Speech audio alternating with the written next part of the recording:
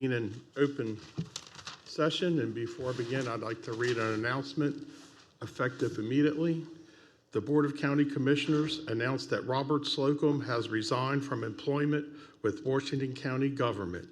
The Commissioners wish Mr. Slocum well with his future endeavors. As this is a personnel matter, there will be no further comment. Thank you. I'd like to begin with Commissioners' reports and comments. Vice President Baker. Mr. Kiefer? Yes, I have one quick announcement here. Last weekend, I had an opportunity to attend the Dolman Black Heritage Museum annual fundraiser.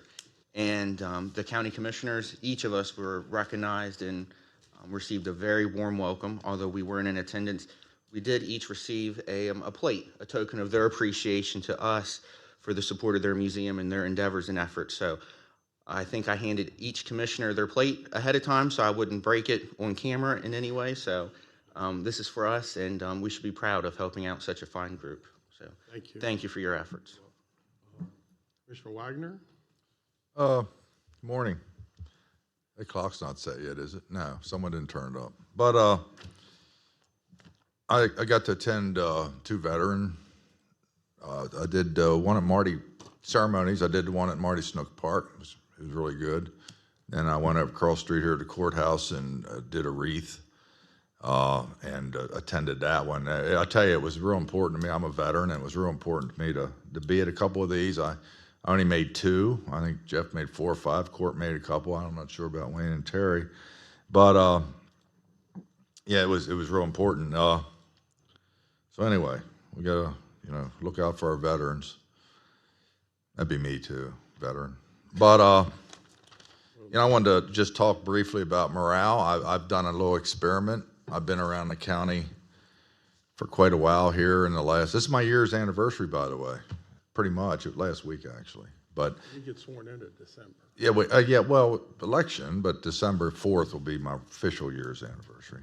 But anyway, I went around and visited a lot of people, and I scale my morale from 0 to 10 being the best, and I'm getting a mid-4. That's not so great.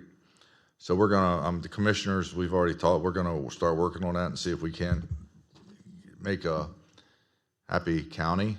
How's that my problem? I think it starts with us and goes down to everybody under us. And what I'm seeing is that, and how's it do? If we have 800 employees and you got a large percent of them that aren't real happy, and I probably talk to 50 plus, then that means they're tasked and we're tasked with serving the citizens, and it's pretty hard to serve the citizens when everybody hates coming to work, or I'm not saying everybody, but a large majority. So we encourage suggestions, feedback, all of us, call any of us, and we'd like to try to help that out a little bit. And I saw, it was really ironic. I was going to talk about this anyway, but then I saw a quote on social media this morning. I'm going to read it. Leadership is not being in charge. It is about taking care of the people in your charge. So I think that's true. I mean, we try not to stress people so much. Now, everybody can, people are going to complain about their job. That's just a given. When you got 800 employees, there are going to be some of them. But I found that everybody I talk to complain about their job. That's not sort of normal. I mean, I'm 69 years old. I've done a lot of jobs in my life, and there's a lot of them that you enjoy really going to. You don't hear a lot of complaints. This doesn't seem to be one of them. But all in all, we got a great team. We're just trying to make it better. Don't be afraid to speak out, and that's all I got to say. Commissioner Michael-Smith? With the events that occurred, if it's all right, I'd like to make the motion that the CFO now reports directly under the commissioners. Second. Second. Is there any other conversation? And that will be for, I think, at least until the interim period. Okay, any other discussion? If not, all in favor say aye. Aye. Aye. Passed. And then the last thing, if I think our interim county administrator, if I can make the motion that our interim county administrator be Kirk Downey. Yeah, first, is there a second? Second. Any other discussion? Hearing none, all in favor say aye. Aye. Thank you. Court, anything else? No, not at this point. Nominate me for something. Okay, I have a couple things. First, I think we have two vets right here, correct? Thank you for your service. I know the board appreciates your past history, what it leads to today for you doing. I do want to thank our county delegation for meeting with us last week and listening to some of our comments and suggestions. They were very receptive. I also want to congratulate Mount Etna Volunteer Fire Company for their 50th anniversary and their new tanker. It was Old Home Week from former Judge Noel Spence and very first charter member, whose name I forget now. So congratulations to their volunteerism and commitment to their community. Veterans Day, acknowledge my dad is a 96-year-old World War II vet, U.S. Army, served in China, Burma, and India, but he's typical of all those World War II vets who came back and helped make America great with their hard work ethic, with some didn't return. So it was great to be out amongst the veterans yesterday and shaking their hands and saying thank you, and you could see the history of our country across their face. So thank you to all our veterans. And one of the things I do want to bring up to Sarah, I've been hearing from some of the people about their retirement numbers deciding before January 1st. So have we got all the information out to the people timely so they can review, or there's some, I don't know to what degree, but could you comment on that? Sure. There has been conversations between my office and the Human Resource Department. The Human Resource Department is actually the department that's in charge of getting the figures out to the employees. I know there have been some waits. I'd like to talk to them and see how many people are actually in queue waiting for their figures and get that information to you to see how we can move forward with that. And the comments weren't really negative. It was just that Christmas is coming up and they're facing the January 1st deadline. So if we could expedite that, that would be fine. Sure. And that concludes my comments. I'd like to go to reports from county staff. County staff, please come forward. Operations Manager, 911 Center, Brian Albert. I brought this before the commissioners 2 weeks ago, but I forgot to mention that we need a vote on it since it was more than $25,000 disparity in the grant that we received from the Numbers Board. We put in for a grant. We brought it before the commissioners on October 7th for $161,925.89. And the grant that we received ended up being $192,112.14 for a difference of $30,186.25, and that was for phone network support for the next year. So we did need a vote on that since. Commissioners, is there a motion for that? Was that a 100% grant? 100% grant. No match? Yes, no matching. 100% from the Numbers Board. I motion to approve the grant. Is there a second? Second. Any discussion? Hearing none, all in favor, say aye. Aye. Thank you. No, thank you. Any other staff like to come forward? Rachel, welcome. Good morning, Rachel Brown, Director of Human Resources. If I may, the retirement question, is it okay if I answer that at this Sure, point in time, please Mr. do. Klein? So we currently have several that have been asking for their numbers. We have been able to get that information back from our vendor, which is part of the process. We're also working on an online portal so that employees would have direct access to be able to look at that information. So we're currently in this conversations with the vendor to get the information that they need. Good news, thank you. Thank you very much. I'm here today to request an official vote on a hiring recommendation. This is for the director position of the Division of Environmental Management. This is a grade 19, step 4 position with an annual salary of $87,360. It's the retirement of Dan DeVito is the reason for the vacancy. This is a full-time budgeted position that was both internally and externally advertised. We had 8 applicants with 3 internal interviews that were completed. And we're recommending Jeremy Mose to the position of Director, Division of Environmental Management. Mr. Mose has been with Washington County for a short time, but in that time he's exhibited a balance of cost effectiveness and commitment towards progress of the division. His formal education and technical experience are well suited for the director position in which he will serve customers and staff alike. Mr. Mose is a county resident and a graduate of South Hagerstown High School and the University of Maryland. He has served in the U.S. Army Reserve operating and maintaining water and wastewater facilities. That's a recommendation. Is there a motion to approve? Make the motion to hire Jeremy E. Moser as Department of Environmental. Is there a second? Second. First and a second. Any other discussion? Hearing none. All in favor, say aye. Aye. Aye, 5-0. Thank you. Thank you. Any other county staff? I would yield to you, Krista Hart. I just wanted to take this opportunity to provide the commissioners and public with information regarding a proposed Veterans Board that President Kiefer has discussed in the past at open session meetings, that Veterans Commission. Veterans Advisory Committee. I appreciate For the the, record, we'll include him.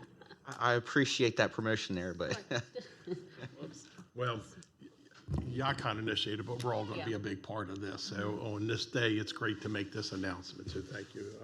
Yeah, sorry, Wayne, Commissioner Kiefer.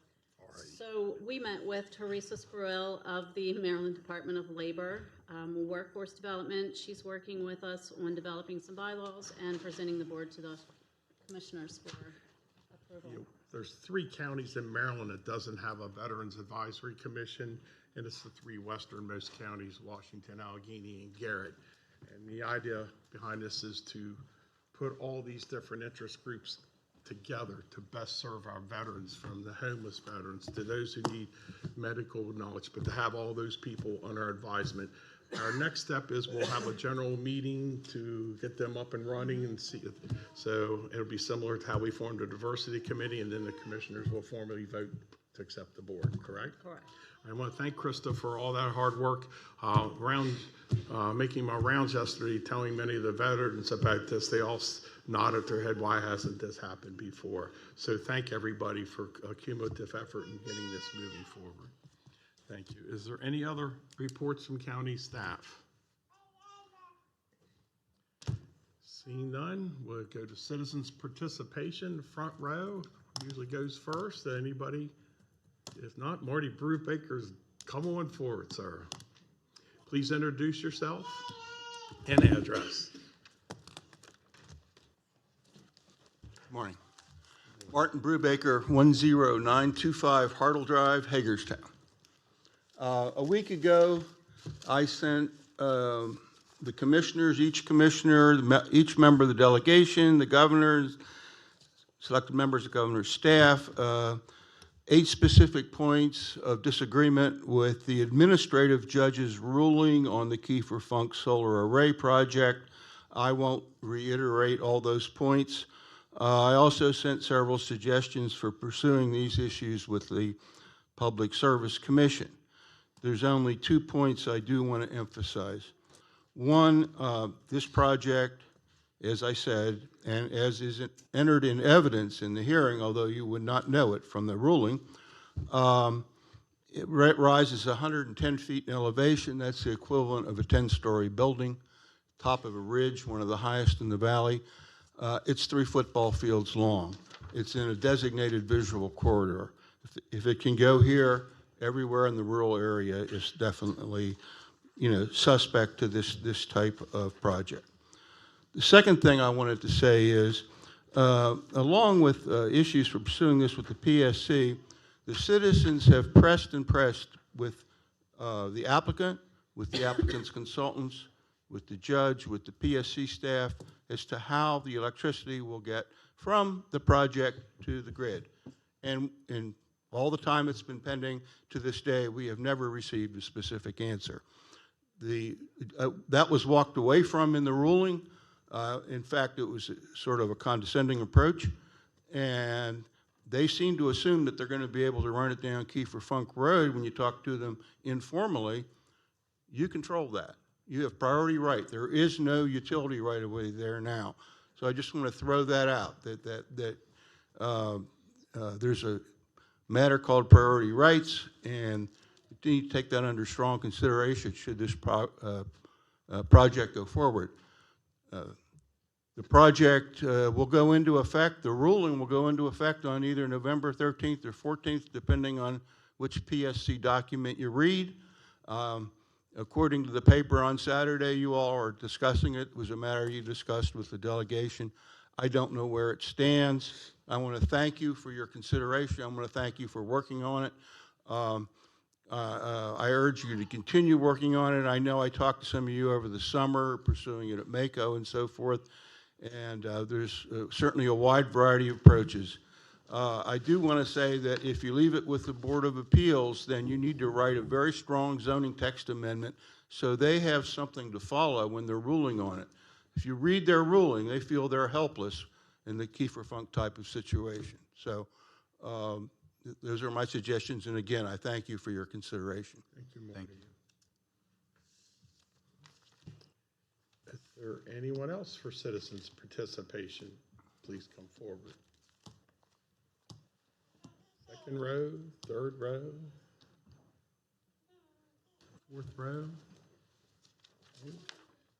Seeing none, we'll go to the presentation of the Youth Emeritus Award. Please come forward. Bring your folks up to the table.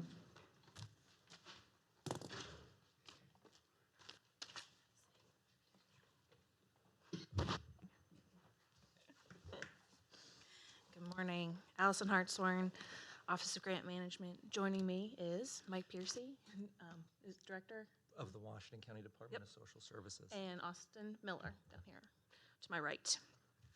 Throughout the school year, the Board of County Commissioners present the Youth Meritorious Awards to students attending both public and private schools or those being homeschooled in Washington County.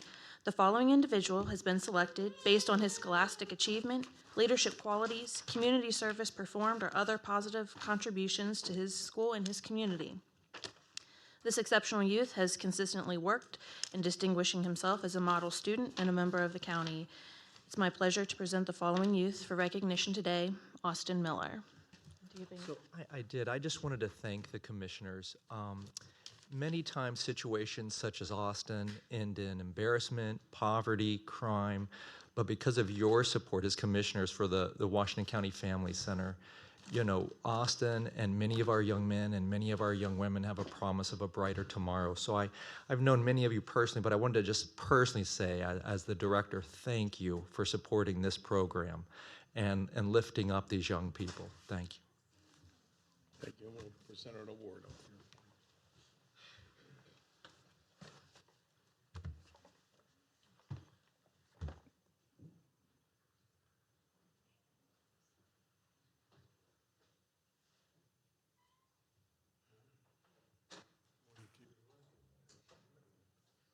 Before I begin, I want to read the following. Austin Miller from Kim Dudley. In March of 2019, thank you, Austin was referred to and began attending the high school credit program at the Washington County Family Center. He was referred by Connor Pruitt, guidance counselor at North High. Austin, then a 12th grade student, was at risk of not graduating because he was having a difficult time juggling the responsibilities of being a working teen parent of a 4-month old son while attending traditional school. Through Austin's participation in the high school credit program, he was able to complete his remaining requirements to earn a high school diploma and graduated in June of 2019. How about a little round of applause? During this time in this program, Austin was a positive role model for other young parents by demonstrating nurturing parenting practices and interactions with his son. On May 30th, 2019, during the center's graduation celebration, Austin was recognized for his commitment to and continual presence in his son's life and was presented with the Father Involvement Award. Through personal achievement, hard work, and father involvement, Austin has begun laying the foundation that promotes positive impacts for his son's lifelong well-being. Congratulations. A round of applause for that as well. So on behalf of the Board of County Commissioners, we are proud to present the certificate of recognition to Austin Miller. In recognition of your outstanding achievement in being selected as a recipient of the November 2019 Youth Emeritus Award, Your academic accomplishments, leadership, and extracurricular activities are to be commended by both adults and peers in Washington County. In all aspects, you have shown yourself to be a superior role model for all youth. We, the Board of County Commissioners of Washington County, Maryland, hereby do congratulate you on this award. Congratulations. I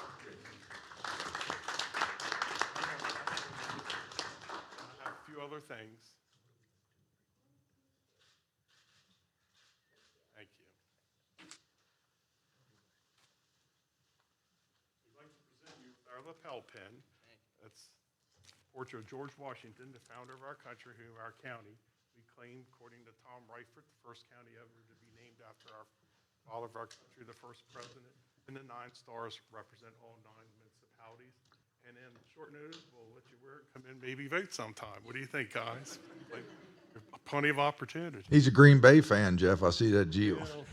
Well, that's, I thought it was Aaron Rodgers at first. we also have a gift card here for you. And congratulations again. Thank you very much. And commissioners, would you gladly join us for a photo with Austin here? Mike, come on.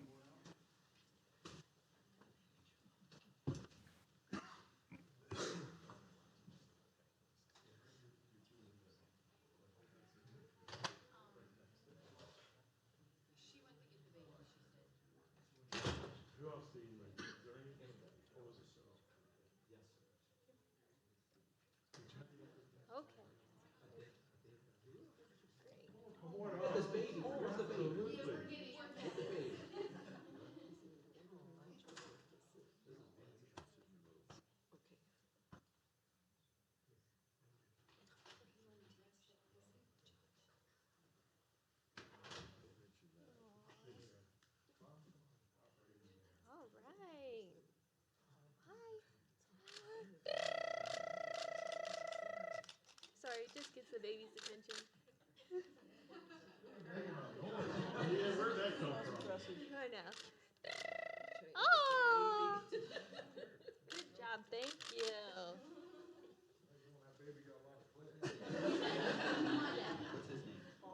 Austin. Oh, good, good.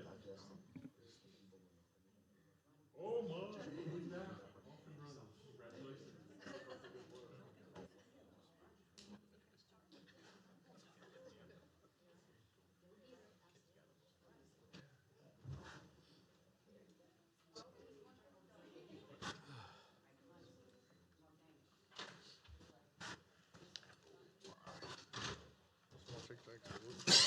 Pardon me.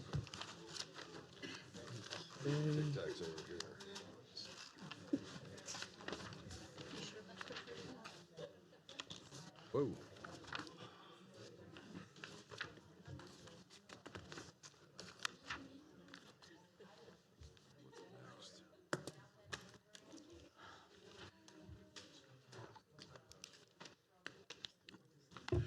Okay. Next on our agenda is the Ad-Hoc Ethics Committee presentation. Julianne Alowitz, would you please come forward, and any of your committee members come forward and name and address, please.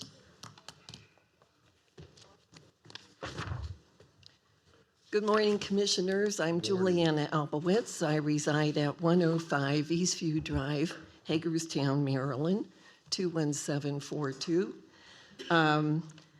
I am, well, I'll let the committee introduce. Ralph France, 16505 Virginia Avenue, Williamsport, Maryland. Thank you. And we have Carol Brooks Please here. come forward. Please grab a chair. I'm Carolyn Brooks, and my address is 19207 Jamestown Court in Hagerstown. Good morning, Commissioners. The first meeting of the Ad Hoc Ethics Ordinance Review Committee occurred on July 8, 2019. The committee members included myself, Juliana Albowitz, Carolyn Brooks, Ernie Crowfoot, Don Stevenson, Ralph France, and Michelle Hurst. Excuse me. Also present were Kirk Downey, County Attorney, Kendall McPeak, Deputy County Attorney, Wayne Kiefer, County Commissioner and representing the public, Kimberly Jacobson, Legal Secretary, and Christy Hart, the county clerk. Mr. Downey provided an overview of the Washington County Commissioners' expectations of the committee. A copy of the Washington County Commissioners' minutes creating the Ad Hoc Committee and a copy of the ordinance were given to each committee member. The committee understood it was to evaluate the Washington County Ethics Ordinance on an impartial basis as to its current usefulness to Washington County and also the policies, procedures, and relationship of the Ethics Committee with the County Attorney's Office. The current Washington County Ethics Ordinance was adopted and has been used by the county since 1982. The ordinance was originally drafted by the State of Maryland Ethics Commission, is designed for use by small and medium-sized Maryland jurisdictions, and has been periodically updated at the request and direction of the State of Maryland Ethics Commission. The Ad Hoc Committee met 6 times, and a public hearing was held by the committee on September 10, 2019. No member of the public appeared at the public hearing, but Commissioner Meinerschmidt was present and spoke briefly regarding a manner in which members could be appointed by the commission. In summary, after a review of the ordinance and discussion with members of the Ethics Commission, the Ad Hoc Committee believes that the ordinance is well-suited for use by Washington County and should be retained, as well as the relationship with the County Attorney's Office. And the reasons are as follows. First, the Ad Hoc Committee, at the inception of this request, was advised that there were obvious problems with the ordinance which should be addressed. However, when the committee attempted to determine the nature of the problems, not one person came forward. We could not determine any problems with the ordinance. Individuals made suggestions for expanding the ordinance, such as adding definitions to the ordinance and adding that certain relationships must be disclosed, which would create a per se violation of the ordinance. If not, but generally the ordinance is fine as it stands. Secondly, members of the Ethics Commission indicated that in a recent case, they wrestled with the terms prestige of office and private gain of another. There was a suggestion that those terms be defined, but we do not believe those terms necessarily need to be defined. Indeed, the commission members indicated that they were able to interpret those terms as they are customarily understood in the community and reach a decision without difficulty. Neither were these terms ever defined by the state ethics ordinance. Likewise, adding a section establishing relationships which would require disclosure or be a violation would not add to the ordinance and possibly expose totally innocent third parties to unnecessary liability. As you read the current ethics ordinance from beginning to end, you will readily see that it is well-written and a comprehensive ordinance. Third, the ordinance was originally presented to Washington County around 1982 by the state of Maryland and was adopted by the county as presented. It has periodically been updated at the direction of the State Ethics Commission, and the ordinance has withstood the test of time. Excuse me. You could always change by amendment sections of the ordinance, but that would most likely require the changing of other sections to keep everything in a coherent format, and those changes would probably require additional changes. If the county wishes to make major changes, it probably would be best to just scrap the ordinance and start over, but that is beyond the scope of our duties. A county commissioner made the suggestion that the Board of County Commissioners relinquish its right to appoint individuals to the Washington County Ethics Commission and turn that duty and responsibility over to various organizations, maybe 5, in Washington County, which would perform the appointment function. The Ad Hoc Committee believes its charge is to review the current ethics ordinance and the policies, procedures, and relationships between the Commission and the county attorney's office. It is not to review possible future political initiatives or amendments brought before the county commissioners. This request regarding the manner of appointment of the Ethics Committee members is a political consideration within the realm of the Board of County Commissioners. We therefore do not address that proposal. In addition to the above, we would like to address the requirements proposed from the State of Maryland Ethics Commission, which should be added to our current ordinance. 1, conflict of interest section relating to local governments. Recommendations and findings of the Ad Hoc Committee. The first required change would be added to pages 5 and 7 of the ordinance and extends the time limit to 1 year for prohibition of lobbying after leaving local government. Home addresses. The second recommended change removes the home addresses from copies of the disclosure statement of employees and could be placed on page 10 of the ordinance.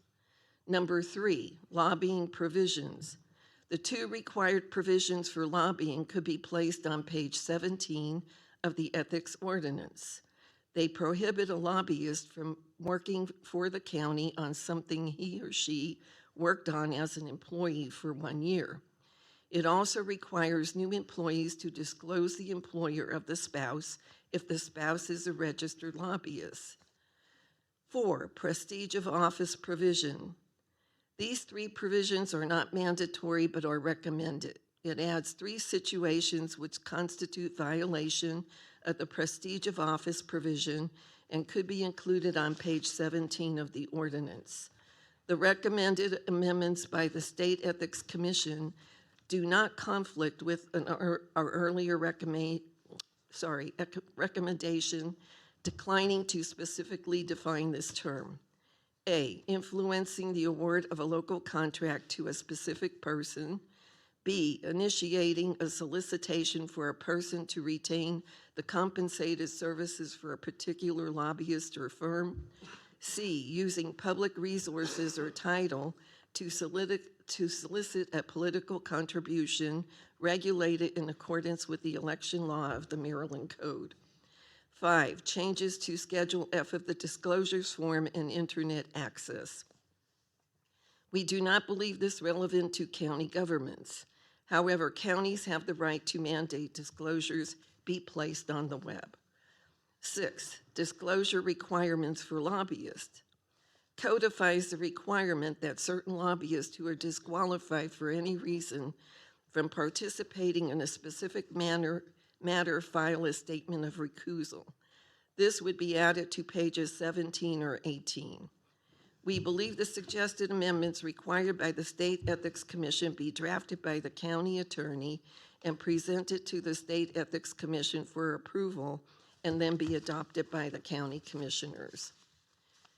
In closing, everyone on the committee was fully cognizant that the term ethics encompasses and can be defined in a far broader sense than the subject matter the county can include by law in its local ethics ordinance. The Washington County Ethics Ordinance regulates conflicts of interest and requires yearly statements of possible disclosures of possible conflicts. It is a solid ordinance originally prepared by the State of Maryland Ethics Commission and has been in effect in one form or another in Washington County for 35 to 40 years.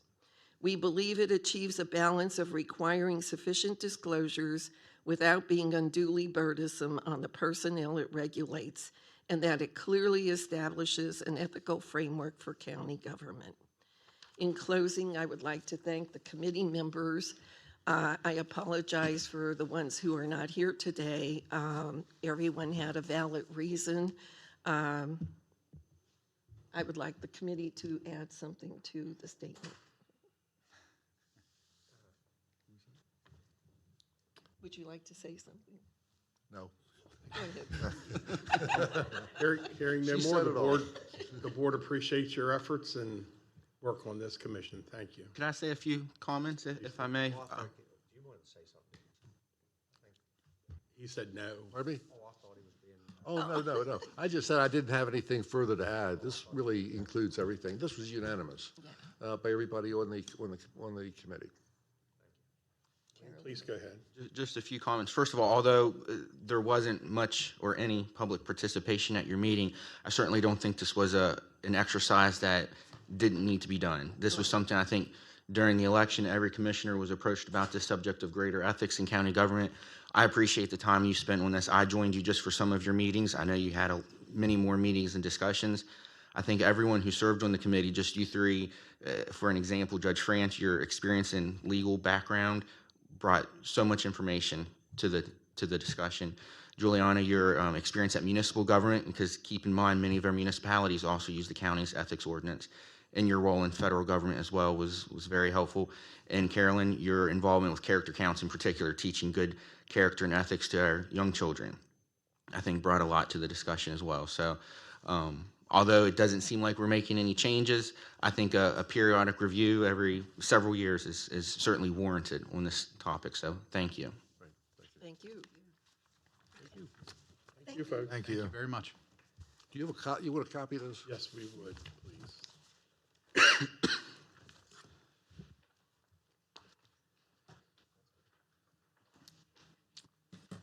you, sir. Email, get some copies, and she'll probably want it. Next, our public hearing application for zoning text amendment. That's good. That's a public hearing. It's Public- scheduled for 11, and you should wait. We until that should time. wait on that. We'll skip over that. Thank you for the reminder. Is school board here? Jeff Prohl? Perhaps we can ask Mr. Boggs to come down and take a slight recess. Okay. We're ahead of schedule. We're very efficient. Thank you for the laughter. Susan apologize when they laugh. Susan is here if we wanted to do the urban improvement project. Could you? Sure. Thank you. Please announce your name and your subject matter since we're out of order here a little bit. Going to have to shuffle through here. I wasn't ready. Good morning, Susan Buchanan, Director, Office of Grant Management, here requesting a motion to approve the submission of the FY20 Maryland Capital Bond Bill application and accept awarded funds and approve execution of grant documents upon receipt from the Maryland Department of General Services. The Department of General Services has provided the county with an application for the third year of the capital bond bill funding for the Hagerstown Urban Improvement Project. The amount of funding allocated in FY20 is $500,000. The total amount of funding authorized over 5 years as follows: 2018, $1.5 million; 2019, $750,000; 2020, $500,000; 2021, $2.5 million, and in 2022, $250,000, totaling $7.5 million over 5 years. The funding will be used to reimburse costs associated with the Hagerstown Urban Improvement Project, including the Maryland Theater expansion, Barbara Ingram School expansion, and proposed multi-use plaza. Once the application is submitted to the Department of General Services, a grant agreement will be provided for execution. Any questions? Commissioners, any questions, comments? Hearing none, there's a recommended motion to approve the submission. Do I have a motion? Make the motion to approve the submission for the FY20 capital bond bill. First, is there a second?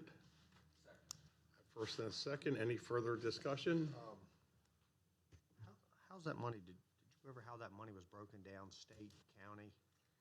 As far as what project is going to, or? Well, so this is all going to be Governor Hogan money? Yes, this is all the bond bill that was authorized by Governor Hogan. Yes. Okay. Any other questions? I have first and a second. All in favor, say aye. Aye. 5-0. Thank you. I'd like to take a brief recession and start this public hearing at 11 o'clock. Right on time. No recession. Recession.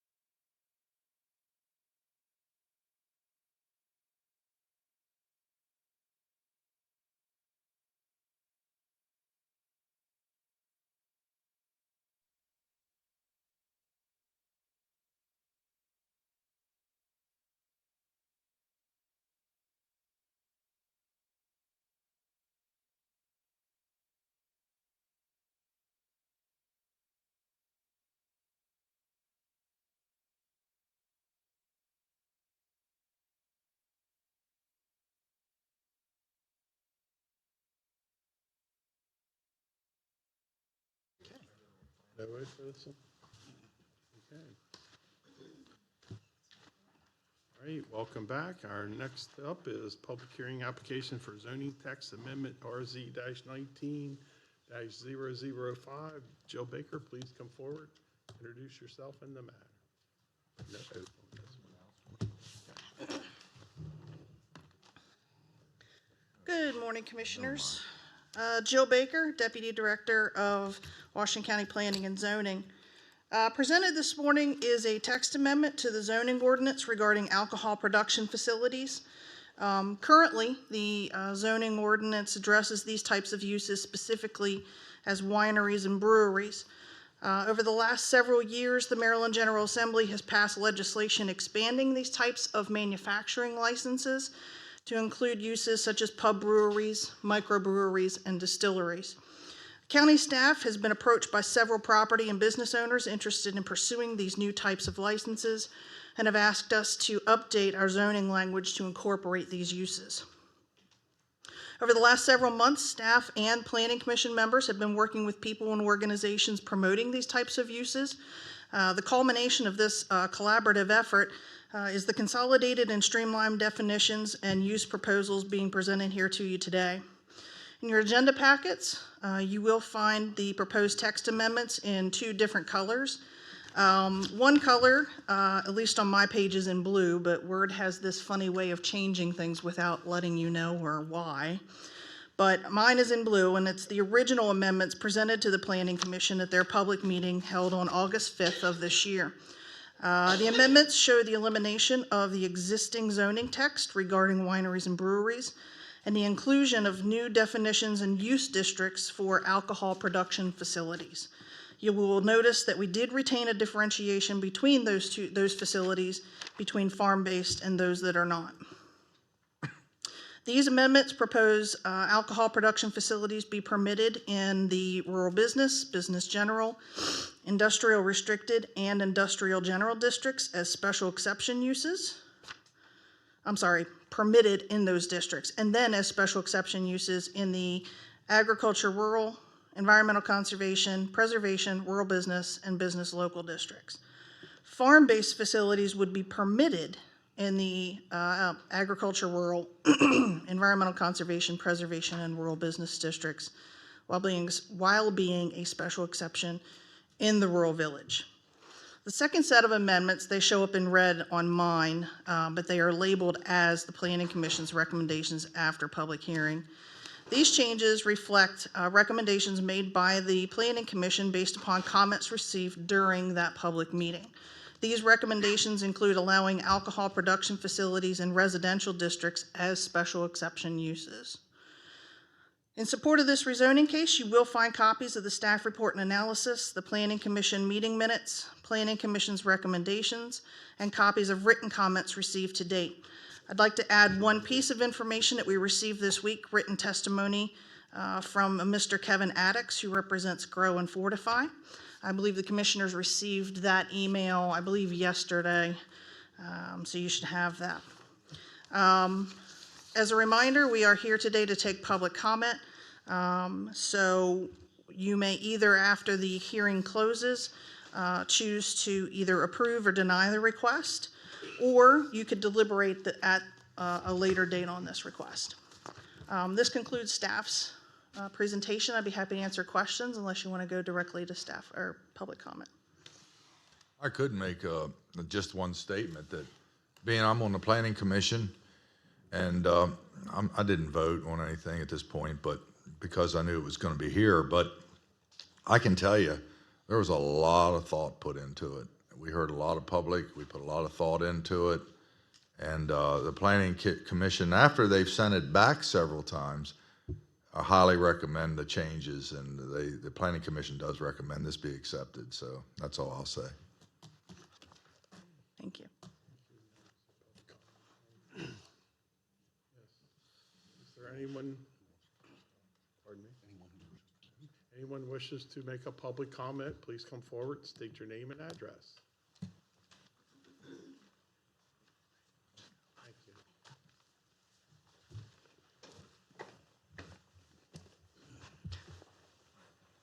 Good morning, Jenna Howley, 1783 Forest Drive, Annapolis, Maryland, 21401. Good morning, Mr. Chair and members of the commission.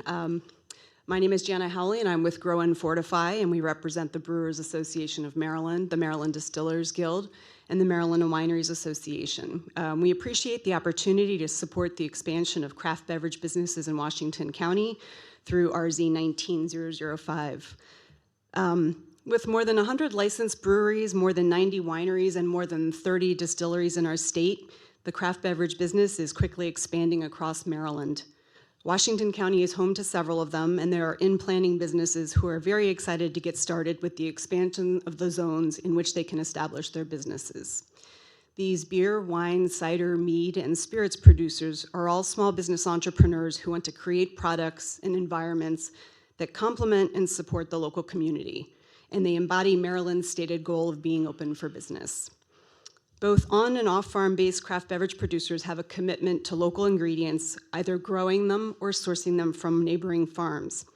And we know from both state and national data that these businesses are strong economic development, tourism, and community gathering place drivers.